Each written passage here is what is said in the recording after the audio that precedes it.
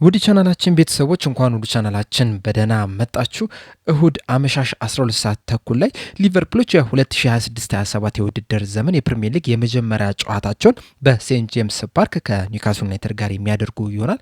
ከዛ ጨዋታ በፊትም አንዶኒ ኢራኦላ ከጋዜጠኞች ጋር ቆይታ አድርገው ነበረ። በዚህ ቆይታቸውም የተለያዩ ጥያቄዎችን ተጠይቀው ለነዛም ምላሽ ሰጥተዋል። በቆይታችንም እነዚህን ምላሾች የምንመለከት ይሆናል። እናንተም እስከ መጨረሻው ደቂቃ ድረስ አብራችሁ ቆይታችሁ እንድትከታተሉት ያላችሁን ሀሳብ አስተያየት ኮሜንት ሴክሽን ላይ በመጻፍ እንድታሳውቁኝ፣ ሰብስክራይብ፣ ላይክ፣ ሼር እያደረጋችሁም የቻናሉ ቤተሰብ እንድትሆኑ በአክብሮት እጠይቃለሁ። አሁን በቀጥታ ወደ ጋዜጣዊ መግለጫው የምንገባ ይሆናል። አብራችሁን ቆዩ። በመጀመሪያም የሊቨርፑል አሰልጣኝ ሆኖ የመጀመሪያ ጨዋታቸውን በማድረጋቸው ዙሪያ ነበረ አስተያየታቸውን የሰጡት። በዚህም አስተያየት በጣም ጓጉቻለሁ። በቅድመ ውድድር ዝግጅት ጨዋታዎች ላይ በሊቨርፑል በአንፊልድ በተደረጉ ጨዋታዎች ላይ የደጋፊውን ድጋፍ በደንብ ተመልክተ ነው ነበር ከተጫዋቾቹ ጋር በመሆን። የእሁዱ ጨዋታ ግን ከዚህም ለየት ያለ ነው። ምክንያቱም የፕሪሚየር ሊግ የመጀመሪያ ጨዋታ ነው፣ የኮምፒቲሽን ጨዋታ ነው፣ የወዳጅነት ጨዋታ አይደለም። እናም ለእሁዱ ጨዋታ በጣም ጓጉቻለሁ። በጨዋታም ላይ ጎል እናስቆጥራለን ብዬ ማስባለሁ። እንደዚሁም ምርጥ ጨዋታንም መጫወት እንፈልጋለን፣ ይህንንም ደግሞ በደንብ እናሳያለን ብዬ አስባለሁ የሚል አስተያየትን ሰጥቷል። በተጫዋቾች ዝውውር ዙሪያ በሰጠው አስተያየት እንደ አሰልጣኝነቴ ሁሉም ተጫዋቾች አዲሶች የሚሆኑ ነባሮች ለቅድመ ውድድር ዝግጅት ከመጀመሪያዋ ቀን ጀምሮ አብረውን እንዲሆኑ እንፈልጋለን። ነገር ግን የዝውውር ገበያው እንደዚህ አይደለም የሚሰራው። ብዙ ማጠበቃቸው ነገሮች ሊፈጠሩ ይችላሉ። ተጫዋቾቹን ወዲያው ልታገኝ ትችላለ። አንዳንድ ጊዜም ደግሞ ረዥም ጊዜም ሊፈጁ የሚችልበትም እድል አለ። ይህ ደግሞ ለእኛ ብቻ አይደለም ለሁሉም ክለቦች የሚያጋጥም ነገር ነው እና ይህንን ነገር ደግሞ አዳፕት ማድረግ መቻል አለብን። አንዳንድ ጊዜ ረዥም ጊዜ ሊወስዱ እንደሚችሉ ስለምናውቅ ይህንን ነገር አብረን መቀበል መቻል አለብን። እናም በዚህ ሰዓት ላይ ሙሉ ለሙሉ ትኩረቴ በዝውውር ገበያው ላይ ሳይሆን በኒውካስል ዩናይትድ ጨዋታ ላይ ነው። ይህም ጨዋታ ደግሞ ከባድ እንደሚሆን ቀላል እንደማይሆን ሁላችንም እናውቃለን። ስለዚህ ሙሉ ለሙሉ ትኩረታችን በዛ ላይ ብቻ ነው፣ ለዛም እየተዘጋጀን እንገኛለን የሚል አስተያየትን ሰጥቷል።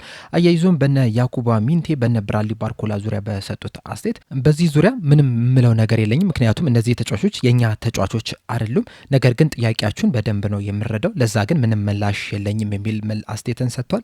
በከርቲስ ጆንስ ዙሪያ በሰጡት አስተያየት ከርቲስ ጆንስን ወደ ሊቨርፑል ከመጣው በኋላ ምናልባትም የመጀመሪያ ወይም ሁለተኛው ትሬኒንጋችን ጊዜ አነጋግሬው ነበረ። ለሱም ትልቅ ቦታ እንዳለኝ ነግሬው ነበረ። እሱም ክለቡን በጣም እንደሚወድ እናውቃለን። ነገር ግን ደግሞ ለምን ይህንን ውሳኔ ለማስተላለፍ እንደፈለገ ግን እረዳዋለሁ። በዚህ ሰዓት ላይም እንግዲህ የዝውውር ሂደት ላይ ናቸው የሚገኙት የሚል አስተያየትን ሰጥቷል። በተጨማሪም በክንፍ ተጫዋቾች ዙሪያ በሰጠው አስተያየት አንዳንድ ቦታዎች ላይ ምን አይነት ተጫዋቾች እንደምንፈልግ ግልጽ ናቸው። ሌሎች ቦታዎች ላይ ደግሞ አይምሯችንን ክፍት አድርገን መጠበቅ መቻል አለብን። ገበያው ላይ ጥሩ ተጫዋች ካገኘን ቡድኑን ማጠናከር የሚችል ተጫዋች ካገኘን ልናስፈረም እንችላለን። ዋናው ነገር ቡድኑን ማጠናከር ነው። ይህንን ቡድን ለማጠናከር ደግሞ ኳሊቲ ያላቸው ተጫዋቾች ያስፈልጉናል የሚል አስተያየትን ሰጥቷል። በመቀጠልም በኮዲ ጋክፖ ዙሪያ ነው አስተያየታቸውን የሰጡት። እንደሚታወቀው በዚህ የክረምት የዝውውር መስኮት ከቶተናም ጋር ስሙ በስፋት እየተያዘ ነው የሚገኘው። ለእሁዱ ጨዋታ ምን ያህል ዝግጁ እንደሆነ እንደዚሁም ደግሞ ምን ያህልስ መነሳሳት እንዳለው በሰጡት አስተያየት ኮዲ ጋክፖ ከመጀመሪያዋ ቀን ጀምሮ በጣም በጥሩ ሁኔታ እየተንቀሳቀሰ ነው የሚገኘው። እኛም ከሱ የምንፈልገውን ነገር በደንብ አንደርስታንድ ያደርጋል፣ በደንብ ይረዳናል። ያንንም ለመተግበርም ደግሞ ከፍተኛ ጥረት ያደርጋል። እንደዚሁም እግር ኳስንም በደንብ የሚረዳ በጣም ብልህ የሆነ ሰው ነው።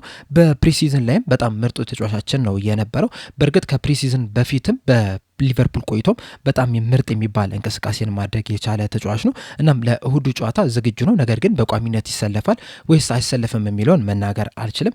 ነገር ግን በዚህ ሰዓት ላይ ግን በጣም ጥሩ ሁኔታ ላይ እንዳለ ግን መናገር እችላለሁ የሚል አስተያየትን ሰጥተዋል። በመቀጠልም በኒውካስል ዙሪያ ነው አስተያየታቸውን የሰጡት። በተለይ ደግሞ አሁን ላይ በማቲያስ ጄስሊ በአዲሱ አሰልጣኝ ስር ነው እየሰለጠኑ የሚገኙትና በዚህ ዙሪያ በሰጡት አስተያየት ማቲያስ ጄስሊን ከዚህ ቀደም በነበረባቸው ክለቦች እናውቀዋለን። ነገር ግን ደግሞ አሁን አዲስ ክለብ ነው የያዘው። ይህም ደግሞ ተጨማሪ ስራ ይፈጥርብናል። ከዚህ ቀደም ሲሰራበት የነበረውን ክለብ መመልከት መቻል አለብን። በተለይ ደግሞ ከኒውካስል ዩናይትድ ጋር ብዙ የቅድመ ውድድር ዝግጅት ጨዋታዎች የሉትምና በዛ ምክንያትም እንግዲህ በፊቶችን በደንብ አናላይዝ ማድረግ መቻል አለብን።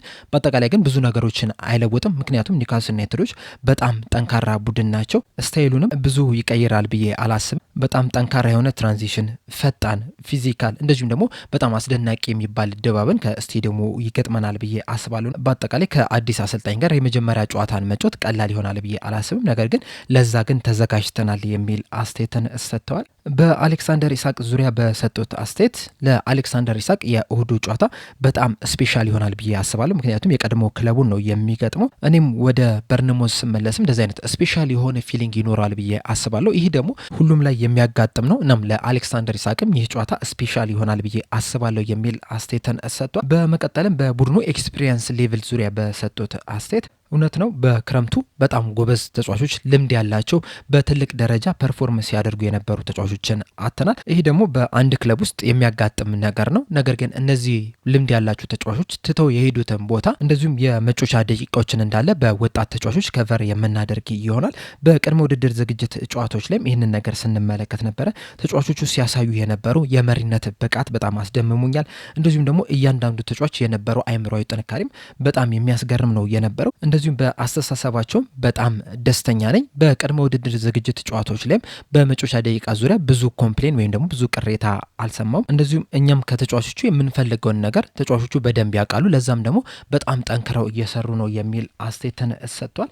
እንደዚሁም የሊቨርፑል አሰልጣኝ ከሆኑ በኋላ ምን ሰርፕራይዝ እንዳደረጋቸው በሰጡት አስተያየት ብዙም ሰርፕራይዝ ያደረገኝ ነገር የለም። ምክንያቱም ወደ ሊቨርፑል ስመጣ ምን እንደሚጠብቀኝ አውቅ ነበረ። ነገር ግን ከጠበቅኩትም በላይ ግን በጣም ትልቅ ክለብ መሆኑን ግን በደንብ ማየት ያለው በአሜሪካን በነበርንበት ወቅት ላይም ራሱ በጣም ብዙ ሰዎች ከኛ ጋር አብረው ሲከተሉ መመልከት ያለው ለሰልፊም ወይም ደግሞ ለፎቶም ጥያቄም ሲያቀርቡ መመልከት ያለውና በጣም ትልቅ ክለብ እንደሆነ አውቅ ነበረ። ወደዚህ ስመጣ ግን የበለጠ ትልቅ እንደሆነም ተረድቻለሁ የሚል አስተያየትን ሰጥቷል። በመቀጠልም ለአዲሱ የውድድር ዘመን ዝግጁ በመሆናቸው ዙሪያ በሰጡት አስተያየት በቁጥር ወይም በፐርሰንት ለማስቀመጥ ትንሽ ያስቸግራል። ይህንን ደግሞ ለሌሎች አዳዲስ አሰልጣኞችን ብትጠይቁም ተመሳሳይ ነገር ነው የሚነግሯችሁ።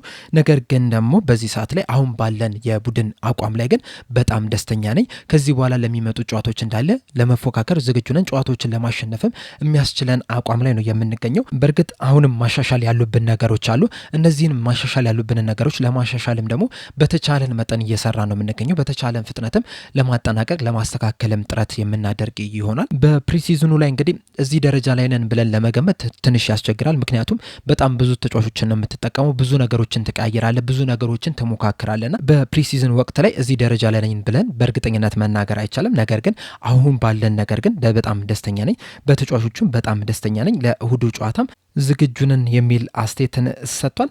በመቀጠልም በአሌክሳንደር ኢሳቅ ዙሪያ ነበር አስተያየቱን የሰጠው። በተለይ አሌክሳንደር ኢሳቅን ከጉዳት በመጠበቅ ወይም ደግሞ በመጠበቅ ዙሪያ በሰጠው አስተያየት እሱን ብቻም ሳይሆን ሙሉ የስኳዱን ተጫዋቾችም በጥሩ ሁኔታ መጠበቅ እንፈልጋለን። ምክንያቱም እነዚህ ተጫዋቾች ለኛ በጣም አስፈላጊ የሚባሉ ናቸው።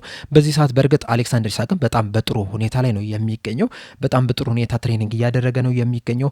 በእያንዳንዱ ቀንም የጨዋታ ደቂቃዎችን እየጨመረ ነው የሚገኘው። እንደዚሁም በዓለም ዋንጫ ላይም ከስዊድን ብሔራዊ ቡድን ጋርም ጥሩ የሚባል እንቅስቃሴን ማድረግ ችሏል። እና በአጠቃላይ በዚህ ሰዓት እንግዲህ በጣም በጥሩ የፊትነስ ሌቭል ላይ ነው የሚገኘው እና በዚህ ሁኔታ መጠበቅ እንፈልጋለን።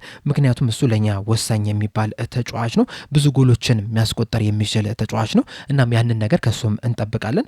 በእርግጥ አንድን አጥቂ በሚያስቆጥረው ጎል ወይም አሲስት በሚያደርገው ብዛት ጀጅ ማድረግ አልፈልግም። ከዛ በበለጠ ከቡድኑ ጋር በሚኖረው ውህደት ነው ጀጅ ማድረግ የምፈልገው። በአጠቃላይ ግን አሌክሳንደር ኢሳቅን በሙሉ ጤንነት ማቆየት እንፈልጋለን። ምክንያቱም እሱ ለኛ ወሳኝ ተጫዋች ነው የሚል አስተያየትን ሰጥቷል።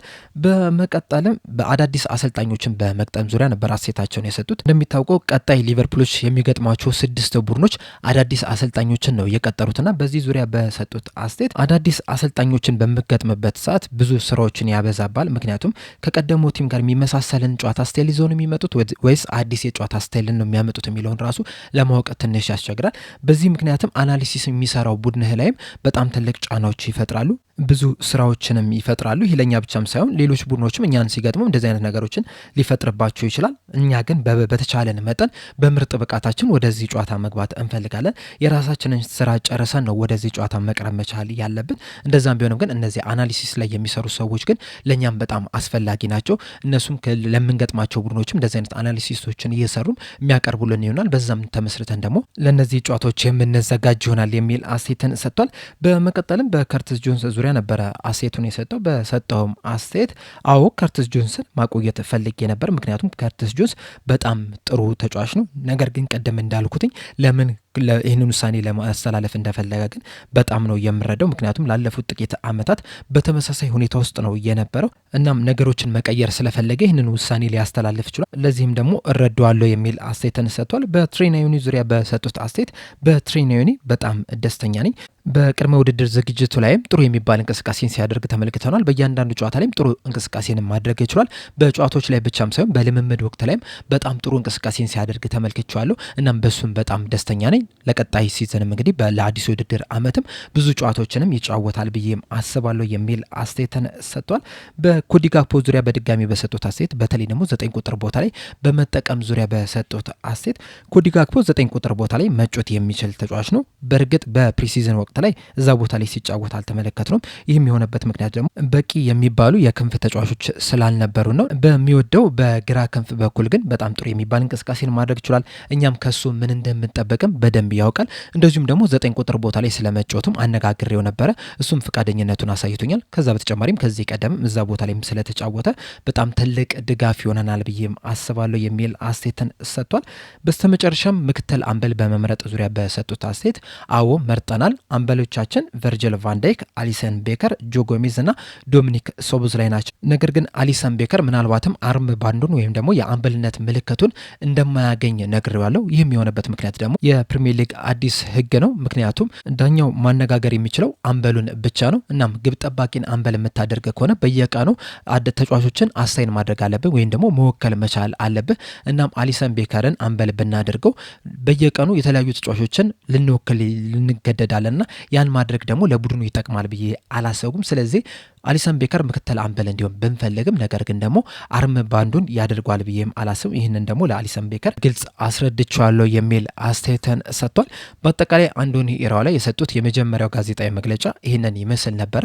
እስከ መጨረሻ ደቂቃ ድረስ ስለተከታተላችሁኝ ከልብ አመሰግናለሁ።